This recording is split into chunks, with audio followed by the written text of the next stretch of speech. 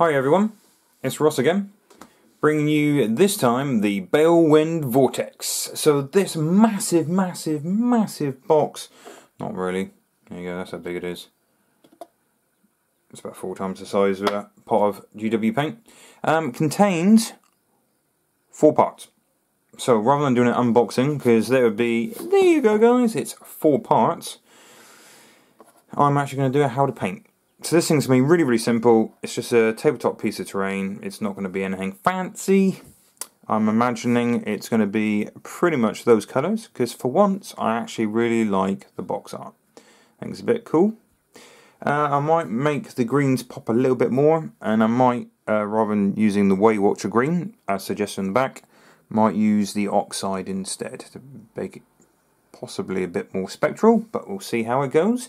So the 4 parts are the base, we'll get rid of this, whoop, the base, the top, you literally haven't got to cut it out with the sprue, it's straight like that from the box, so just trim off any flash or mould lines, and it's 2 parts to this, back to back. So I have glued it earlier as a Blue Peter styly.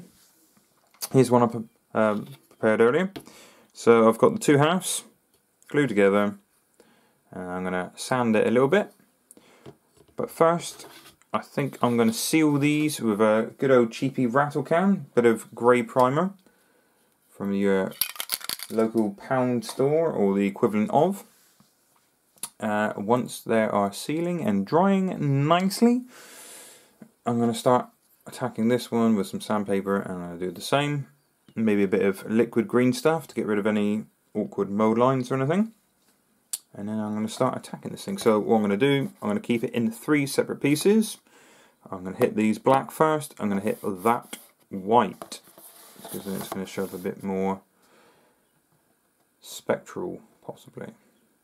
But yeah, really like the box art, and I thought I would rip this out in no time at all.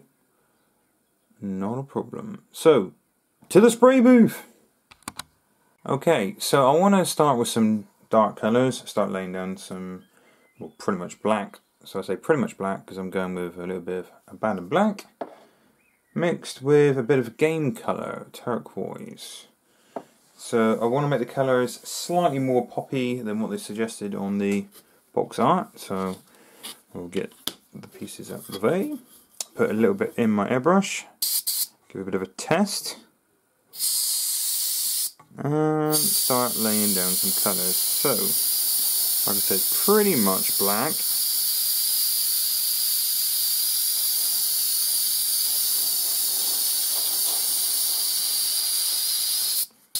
But not quite. So, slightly turquoise. That's what I'm aiming for. So I put down 2 coats of this, I would say, because I want to get in all the little nooks and crannies, and there is quite a lot of crannies. And then once done, leave it to dry, and then start with a heavy dry brush of slightly lighter turquoise, and then when I finish, the turquoise straight at the bottom, I would imagine. Okay, I'll cover both top and bottom pieces.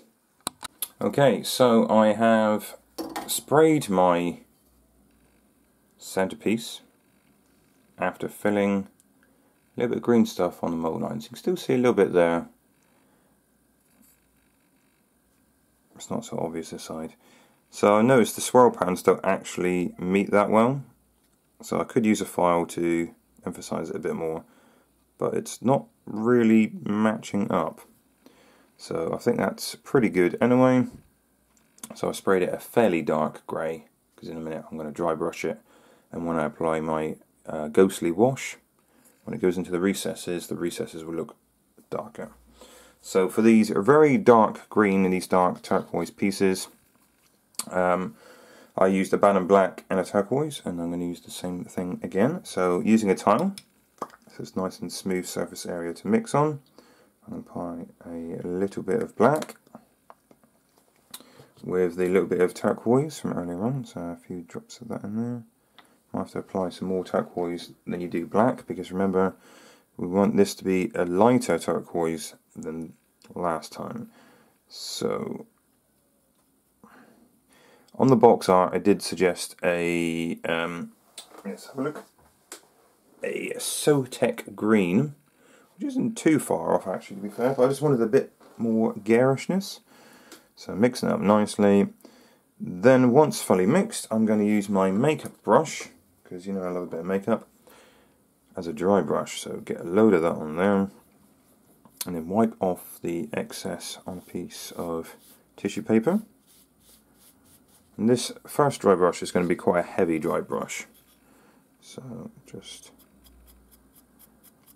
picking up all the areas there. So by a heavy dry brush, I mean it's going to cover quite a lot of the detail first. So like that there, quite a lot of detail. The next dry brush is going to be a lot lighter. So it's going to be a lighter colour, and it's just going to grab the edges. Whereas at the moment this is grabbing most of the terrain itself, which is what I want.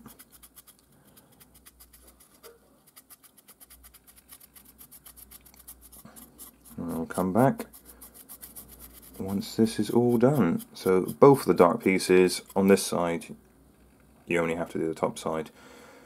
On the star on the top, probably have to do top and bottom, because someone might look underneath and see that it's not painted, so I will do that. I'll come back in a minute. Okay, so those are the two pieces dry brushed.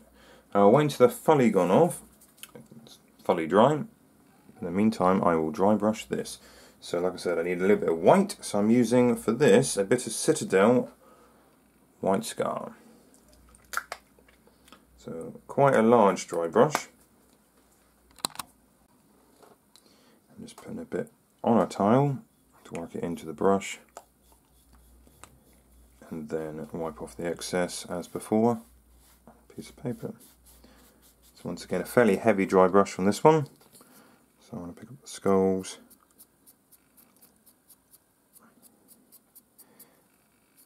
And all the raised areas, like so. Now, if you really want to make more of a contrast, you can always put a black wash on first. Maybe a bit of No Oil or something by GW, just to make the recesses a bit darker. So there's a bit more of a contrast between the light and the dark.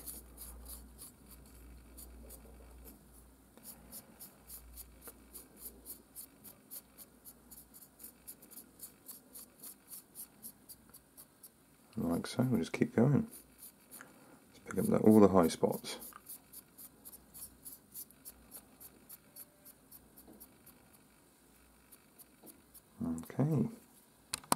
Okay, while that's drying, I'll use a little bit of the Game Air turquoise, and I will just use that on its own, so you notice it's quite a bit brighter than the other, right next to it. I'll wipe it off on the paper as before. Now this is a lot lighter dry brush, so this should only pick up the raised areas. So by lighter dry brush, I mean if you've got a textured bit of tissue, you should see it's just picking up. So you want to get rid of as much as you can. Less is more. You can always add to, you can't take away at this stage. So I'll pick up this piece, and hopefully nice and light just on the edges. It should be picking up.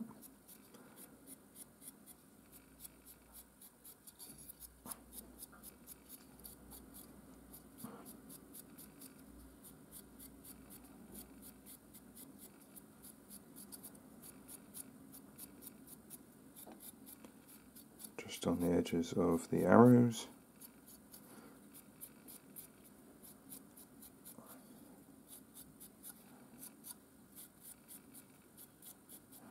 Like that. I might add a bit of the white actually to it. Apply it again to make it a bit brighter. So that's the difference between the two. It doesn't look too much at the moment, but I'll add a little bit of white and hit that harder again.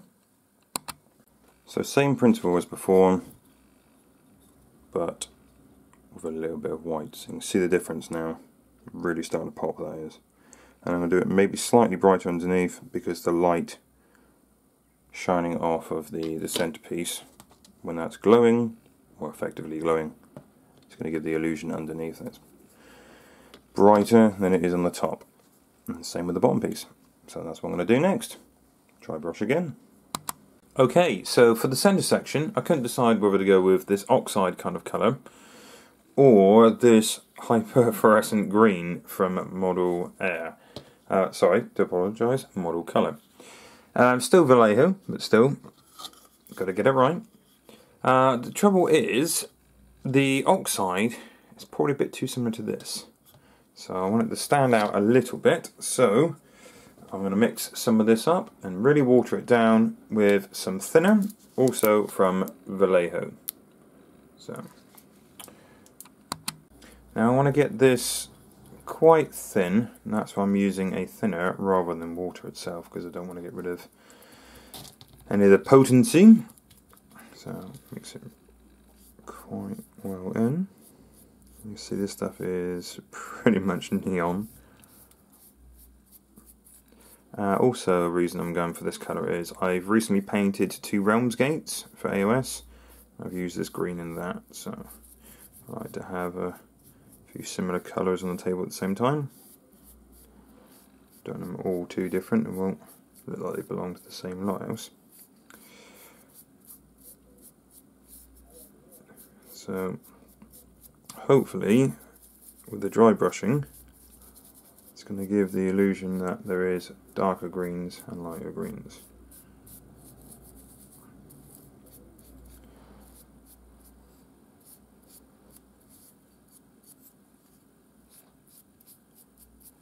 Right, so far that's what I'm coming out with. I'll carry on, do the rest, see what it looks like when it dries. While this section is drying, I will start attacking the silvers and the other details on these pieces. So always doing something while something's drying, you can get on with something else. So I'm going to use a little bit of the bolt gun metal, using a fairly decent brush, bit of water, and as per always, my palette, which in this case is a tile. So a little bit of water, I'm just trying to get a bit of a point with the brush and pick out some of the details. So by the details I mean this ring all the way around here, the eternal ring, and the pointy bits here.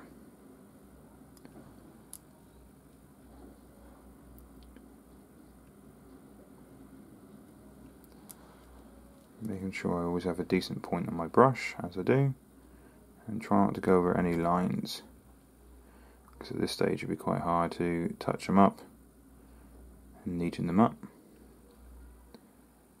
So I'll get those rings sorted in a minute. Okay, so I picked the detail out on this, it's just all the silvers. If you go a little bit over the line, it's not too bad, because you can put a no oil wash on it and then pick up the high areas again with the silver. So you have slightly gone over it. I have done slightly there.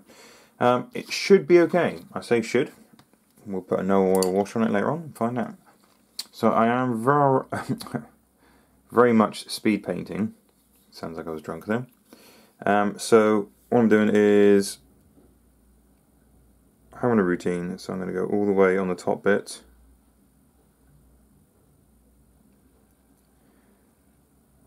and then I'm going to go all the way on the side bit, all the way around. This is how I batch paint things. Everything to a tabletop standard. I do like this, so obviously we'll be doing it in my HQ choices in 40k or any special minis I'm going to take care with. But that's how I do it. All the top, all the side, then all the recess sections. I'll go all the way around doing that, all the way around doing that. And that's how I can literally rip out pieces of the terrain and tabletop standard miniatures in like an hour. I can rip through this. Start to finish, this will probably take me half an hour. because while something's drying you can get on with something else. So I'll do all of those rings, so that ring and that ring there, this one here, and I'll come back when it's all done. Okay, so once I've done all the detail on this one, it depends how fast you are. You could get on with the washes on the silver, but make sure that silver is fully dry before you apply any washes, or you'll just ruin whatever you've just done.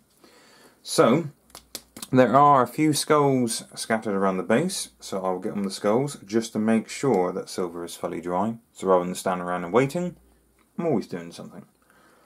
So I'm using a little bit of GW's Citadel's White Scar.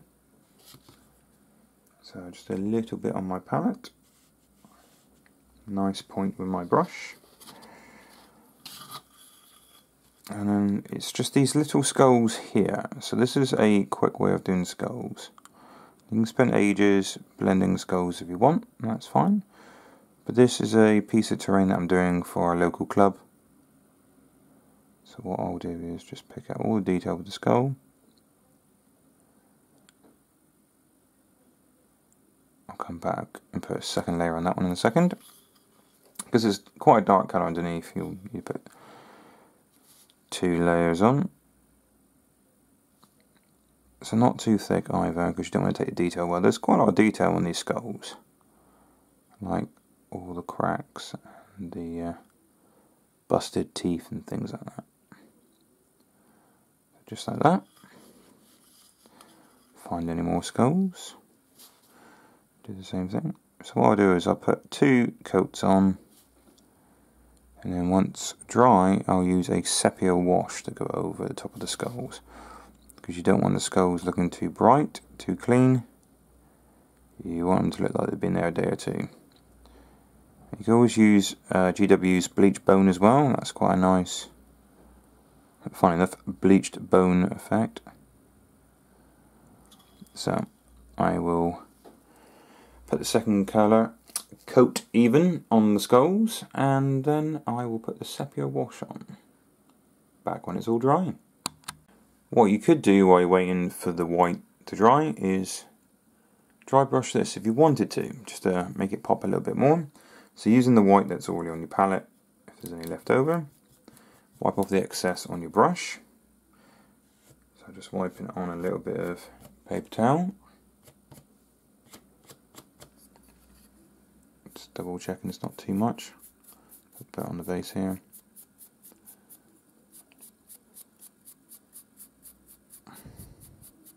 It's still a bit too heavy.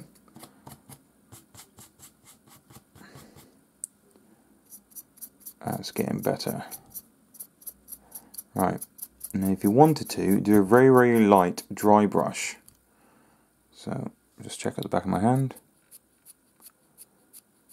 So you're just picking up a little bit of detail there, not a lot. So I'll just do a little bit of dry brushing.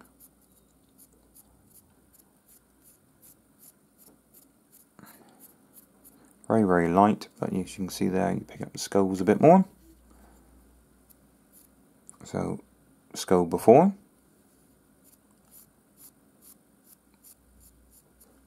Skull after. So just very, very slight, nothing too crazy.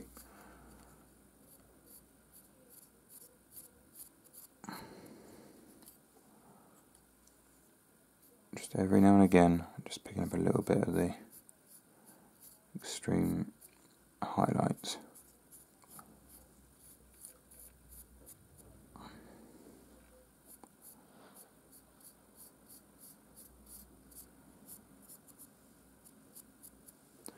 Just like so. I'll turn the light off. How's that? Better?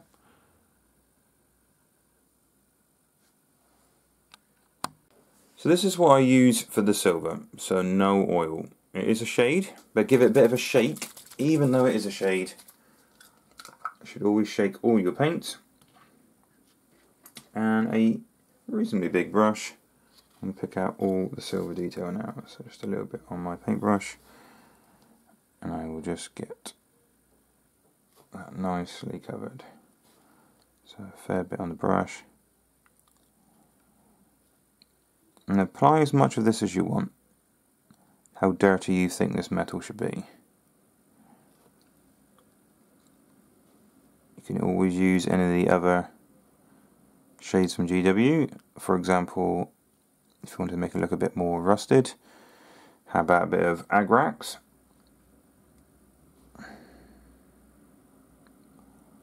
But for me, I do like a bit of this with my silver. Agrax or maybe Cowbird Crimson is very good with gold. So if you wanted to do gold rather than silver, they always add a little something to gold as well. Especially the Cowbird Crimson. Works really well.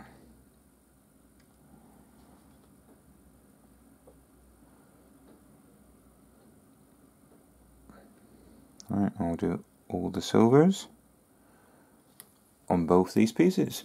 I'll come back once it's all drying. Okay, so pretty much the last touch of the base before we assemble are the skulls. The sepia wash. So like I said before, this is just a fast way of doing skulls on a piece of terrain. You know, you could always start with quite a heavy bleach bone kind of look and work your way up. But for this, they're mucky, they've just been dropped on the ground, haven't been polished, not much of a trophy. You know, if it was corn, you might rip the skulls out like the Predator, maybe polish them up as a trophy. But no, these are just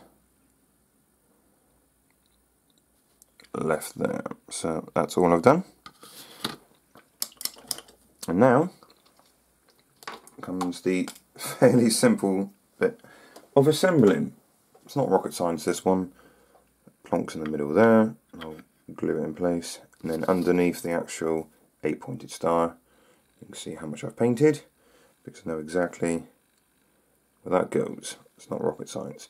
So I'll glue that together with some plastic glue so it bonds nice and hard, and then I will possibly break out an airbrush to do a bit of object source lighting there, and maybe even underneath. Back after the glue dries. Okay, so once all dry and reasonably secure, you'll mix up a little bit of the same colour that you've used for the, let's call it a vortex, possibly. Vortex of Souls, right, basically the centerpiece, whatever it is, I've mixed up a very watered down green. So I'm going to go very gently at first.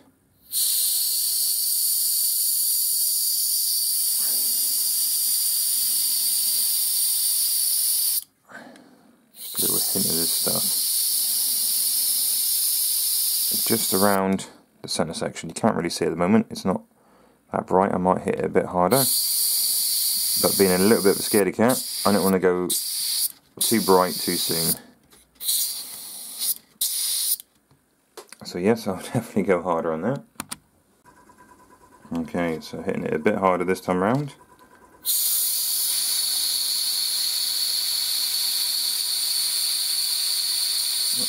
So getting those inner edges first.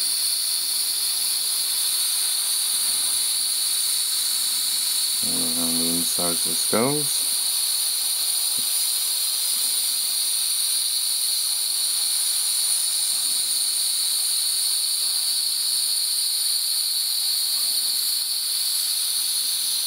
Nice and low pressure, nice and gentle. So really starting to hit the inside edge of those skulls there, you can see that.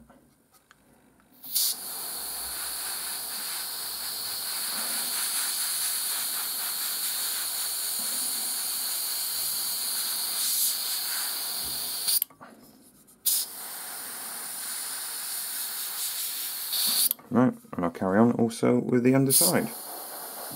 So adding a little bit more every time, a little bit more up until as bright as you want it really. Don't go too crazy because it will take a bit away from what you've done previously. So you just want a little hint of a glow, not too much. So I'll carry on with that and I'll come back with the final piece. Okay, so it's all painted now. And then you can put as much detail on it as you want. So you could put some oxidization on the steel rims. It doesn't have to be steel, it could always be brass or something, but still you're going to get oxidization on it. And you know, pick out as much of like the cracks as you want to, and hit the dry brush as hard as you want as well. So you can make it a bit garish, could stand out a bit more. But this is the basic Balewind Vortex, easy for me to say. I swear I haven't been drinking. And as you can see, you know, it's glowing a little bit around here, not too excessive. And you can see underneath here, it's a little bit of glowing as well. So getting closer, you can see there's a bit of glowing on the skulls. A bit of detail. But there you go. You know, this piece, easily you could do it under an hour. You don't really need an airbrush to do it under an hour, but it's lovely, nice and smooth with an airbrush as always. But there, it's a nice terrain piece. You could put your dark wizard or whatever you want on it. But no, wicked stuff. And go as bright and as crazy as you want. You could always make it look like flame instead, but I imagine kind of spirits, you know, spectre kind of thing. So that's how I painted it. Very similar to the box art, as you can tell. It's not too dissimilar at all. They made it a bit paler in the centre, but I wanted to make it pop a bit more. And that is the colours they recommend. Okay, thank you very much for watching, guys. I'll catch you next time.